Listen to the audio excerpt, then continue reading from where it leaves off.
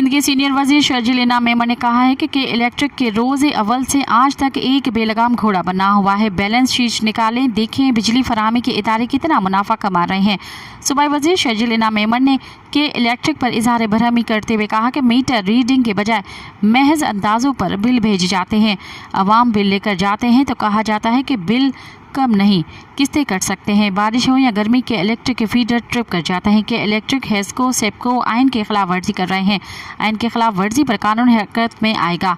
शर्जील इनाम मेमन ने कहा कि असम्बली में बिल पास होने पर के इलेक्ट्रिक ने खत लिखा कि हुकूमत की तरफ हमारे वाजिबात हैं, इम्तिहानी मराकज़ को भी बिजली फराहम नहीं की जा रही। मज़ीद ख़बरन ऐं तफ़सीलात लाइ विज़िट कयो असांजी वेबसाइट www.awamiNewsHD.com ऐं ॾिसंदा रहो अवामी न्यूज़ HD।